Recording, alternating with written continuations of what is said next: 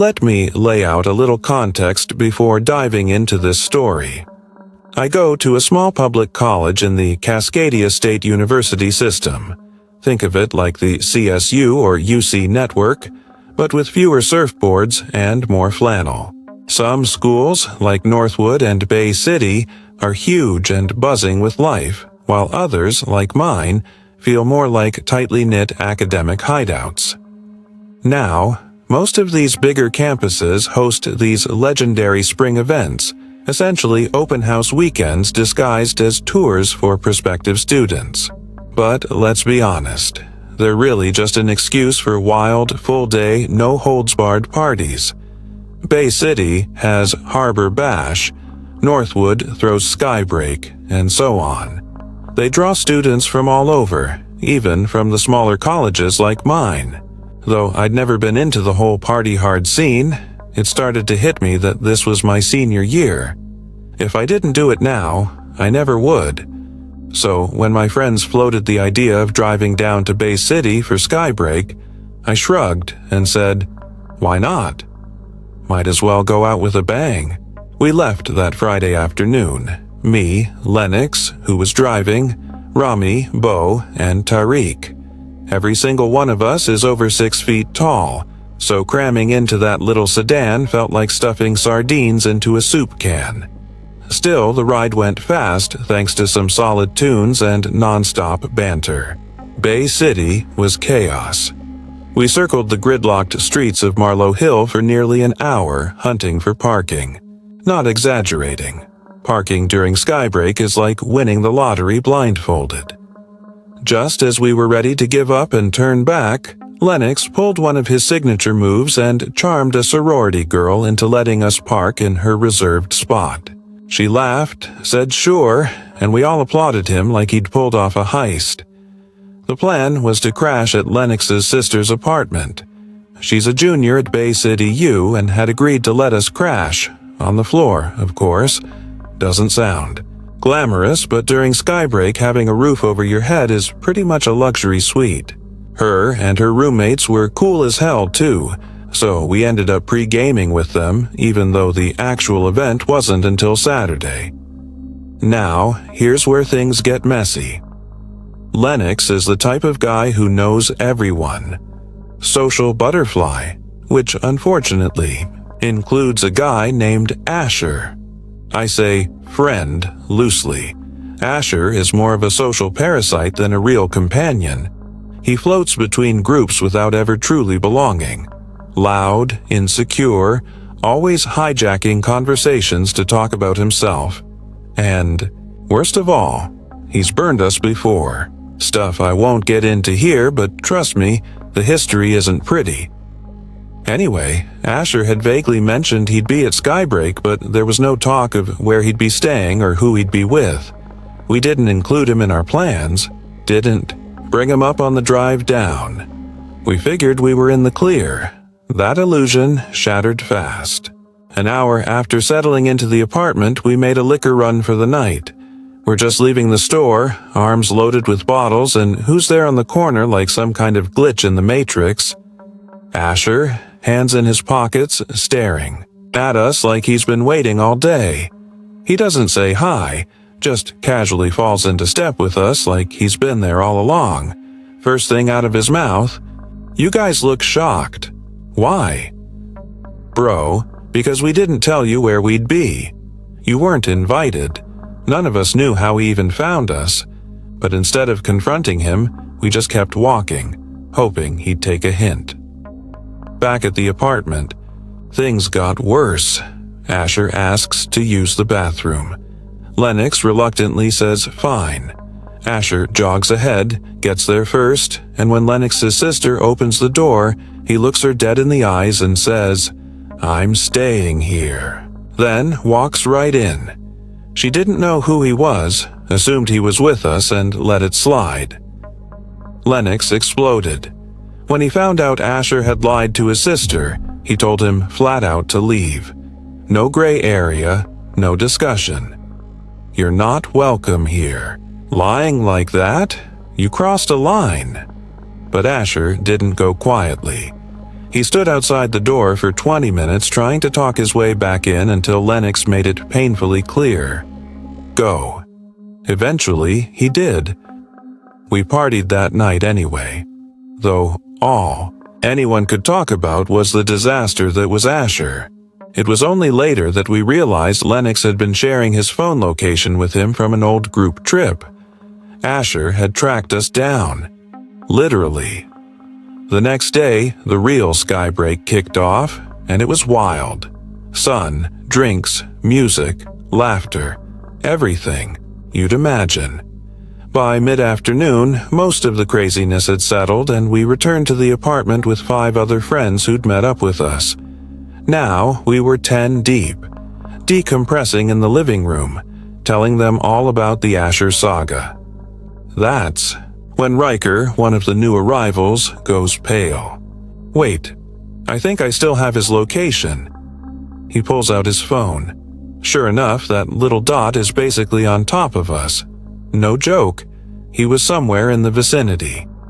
And just as we mention it, the dot starts moving. Fast. Like he was parked. Outside, heard us talking about him and bolted. We laughed it off, called it obsessive, but in hindsight, maybe we shouldn't have. That night, everyone passed out drunk and happy. I woke up sometime after midnight to the sound of shattering glass. My heart skipped. I sat up, looked around. Everyone else was still out cold. Whatever that was, no one else had heard it. If someone had broken in, I was alone. No weapons, no plan. I grabbed an empty wine bottle and crept toward the noise. The living room was a war zone.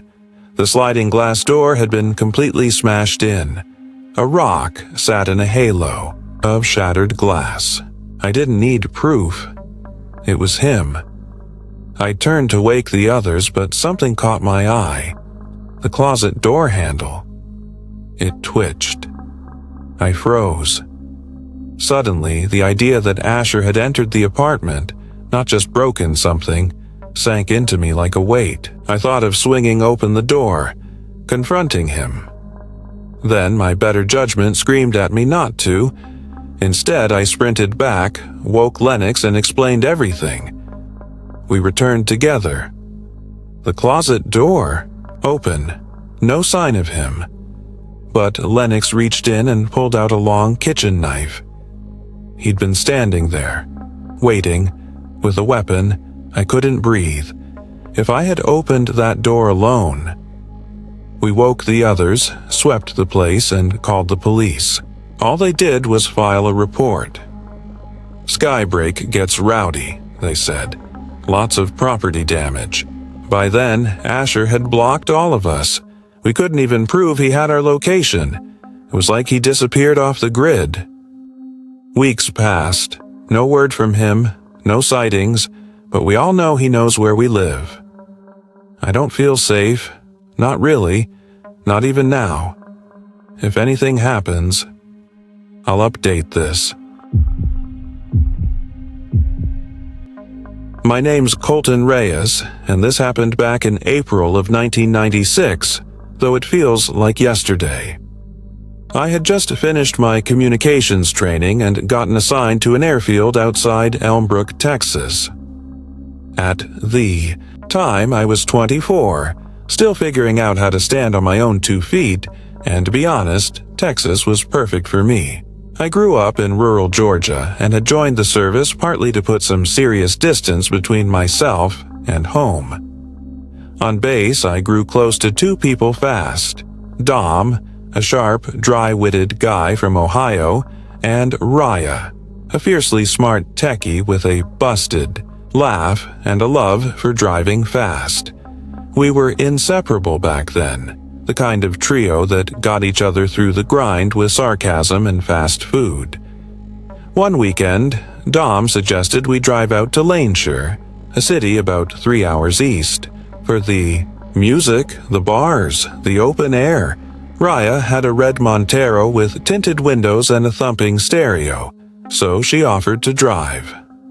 About an hour into the trip, somewhere along Route 77, we were on a flat, open stretch of highway. Almost nothing around but long fields and scrub brush. That's when Dom looked behind us and asked, "You see that SUV pull off from the shoulder right after we passed it?" I turned around and saw it too. Matte gray, maybe a Yukon, tailing us at a steady clip. I hadn't noticed it earlier, but once I did, something about it felt off. Raya changed lanes casually. It changed lanes too. She waited, changed again. It followed. That's when the lights flipped on, flashing reds. No siren. We were getting pulled over. She eased to the side. The Yukon did the same. Dom and I tensed up instantly. Not because we'd done anything wrong, but because we both noticed the same thing when the driver stepped out. No badge, no nameplate. All black gear, tactical vest, but no identifying marks. Just a single patch on the arm, faded and unreadable. He didn't come up to the window, just stood behind the car, staring in like he was inspecting the back seat. Like we were cargo. We waited. Dom rolled down his window and asked, "Is something wrong, sir?" The man didn't answer. Instead, he moved to Raya's side. She cracked her window. License. Registration. That was all he said. Raya handed it over slowly. He walked back to the Yukon. Then, nothing. 5 minutes passed, then 10. We whispered among ourselves. Raya kept her eyes on the mirror. I noticed her grip the steering wheel tighter. Then he returned, and this time 2 more guys got out with him. Neither wore uniforms. Same black gear, no insignia, no belts, just shadows. I could hear my pulse in my ears. The original man leaned into Raya's window. "Your dad serve?" he asked. Raya blinked. "Excuse me?" "Military sticker." "Is it his car?" She let out a laugh, half nerves, half defiance. "No, it's mine. We're all stationed at Elmbrook." Dom and I nodded. "Yup, airfield crew." The guy's body language changed like a switch got flipped. He straightened up, glanced back at the other 2. Then, without a word, handed Raya her license back. "Drive safe," he said. The 3 of them turned, got back in the Yukon, and peeled off like they had somewhere urgent to be. We sat there frozen. None of us said a word for a full minute. Then Dom just muttered, "Those weren't cops." He was right. Real officers don't behave like that. We debated reporting it, but what could we say? 3 guys in black tried to look suspicious. No plates, no names, nothing actionable. So we drove on. Lane shear was great. Loud, hot, sweaty. We drank bad beer and danced with strangers. By the time we got back to base, the whole thing had drifted to the back of our minds like a fever dream. Until about a week later, Dom and I were in the rec lounge watching the local news while half zoning out. A breaking story came on. 2 people, travelers, found, murdered on a remote stretch of Route 77. Robbed, left in a ditch. Their car was recovered nearby, a gray Yukon. Reported stolen out of New Mexico 3 months earlier. Dom and I locked eyes, and neither of us had to say anything. We sprinted to find Raya. We told the base MPs, then the local police. We gave them everything. Timelines, descriptions, the route, the interaction. They listened, they took notes, but nothing ever came of it, at least not that we heard. The only reason I'm telling this story now, after all these years, is because I still wonder about that day. I still think about how Raya's sticker, that one little decal, might have saved our lives. I think about how calmly those men acted, how prepared they were, how close we came to becoming a headline instead of a memory. We were military. That scared them off. If we hadn't been, I honestly don't know.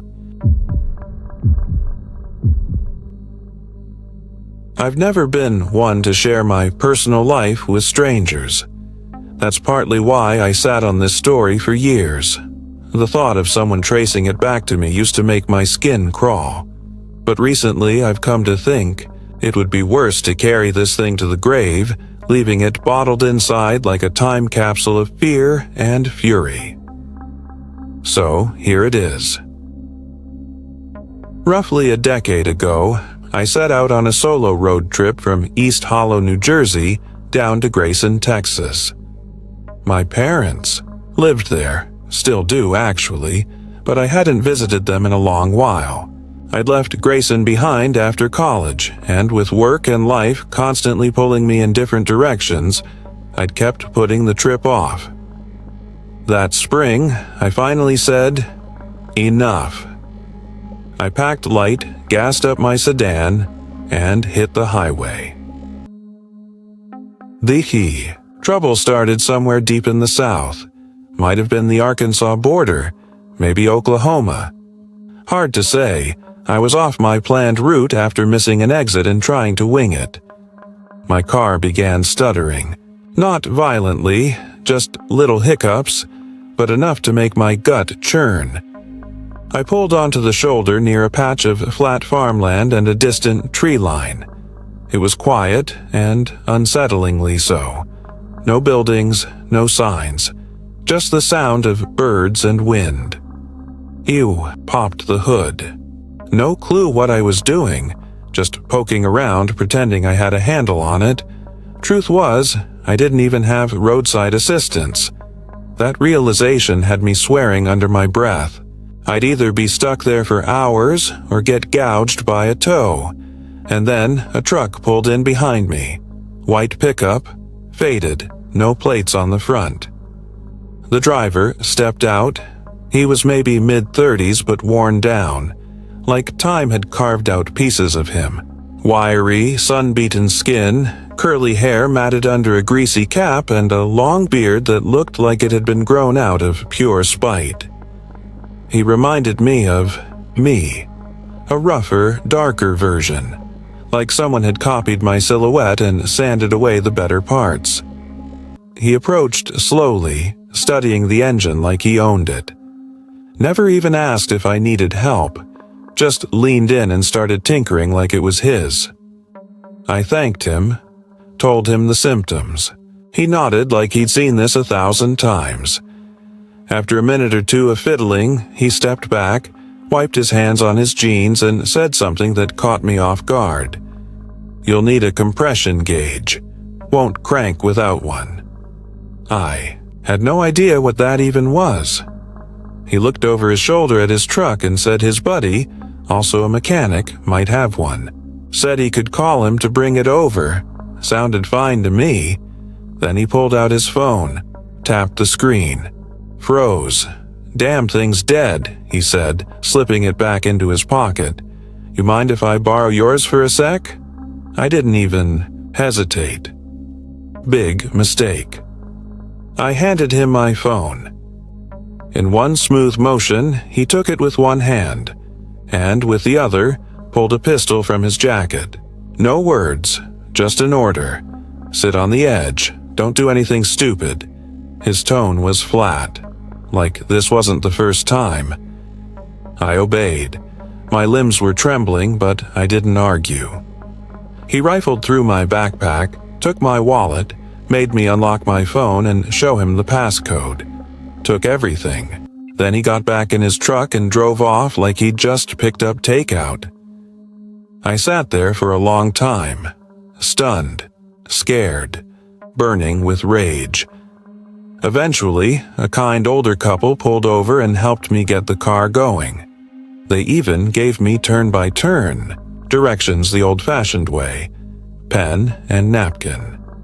I made it to Grayson that night, but the story doesn't end there.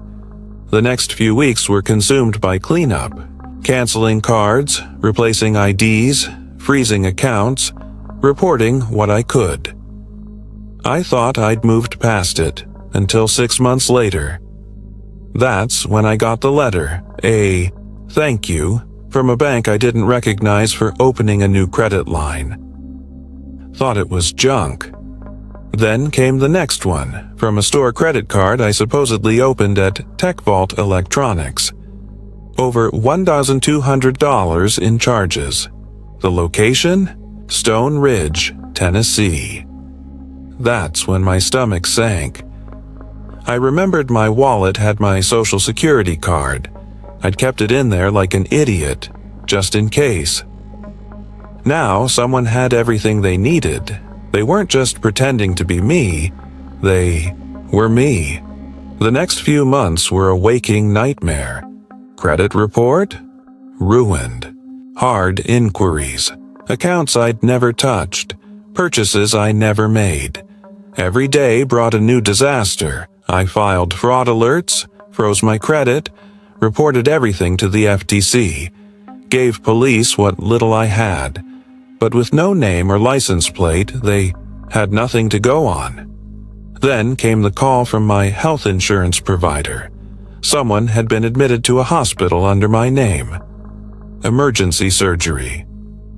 Georgia. Not only was my identity being used, it was corrupting my medical record. Had I been hospitalized, that error could have killed me. That was the last straw. I went full detective. I scoured forums, checked obituaries, databases, anything that could lead to something. I set up Google alerts for my own name. One night, on a hunch, I started browsing Craigslist listings tied to cities where fraud had occurred, and that's when I saw it. A listing for used tools and electronics in, Stone Ridge. It looked innocuous, but I recognized the model numbers, the bundles. The prices matched the exact charges on that stolen TechVault card. I reached out, said I was interested, didn't say anything else. We exchanged a few emails. The guy gave me a time and a spot to meet. Public lot, mid-afternoon. Asked me to bring cash. I didn't go. I couldn't trust myself not to do something reckless. Instead, I contacted the local police in Stone Ridge. Gave them everything. My case, the charges, the email thread. By some miracle, they took me seriously. Next day, I asked the seller via email what kind of vehicle he'd be in. He replied, red pickup. I passed it to the cops and waited. Hours later, they called. As soon as he spotted us, the officer told me. He gunned it. Didn't even try to play it cool. They followed. He lost control on a back road and veered into a ditch. No one was hurt. But when they pulled him from the truck, he unraveled fast. Panic. Confusion. Excuses. When they brought up the tools, he folded like paper. Said they weren't his. Said a friend gave them to him to sell. Under pressure, he gave that friend's name. That was the real guy. The one who robbed me. The one who started this. And the wildest part? He wasn't working alone. Turns out it was a small ring. 3 people total, targeting solo drivers on back roads across multiple states. Isolated spots, easy hits. I wasn't their first victim, but thanks to that sting, I was one of the last. They were all arrested, all charged, and justice, at long last, was served. Have a story that still haunts you? Speak up. Whether you've been stalked, scammed, or shaken to your core, your experience matters. These stories aren't just cautionary tales. They're warnings, they're lessons, and they could be lifelines for someone else. Share your truth. Anonymity respected. Judgment free. Tell us your story in comments. You never know who it might help.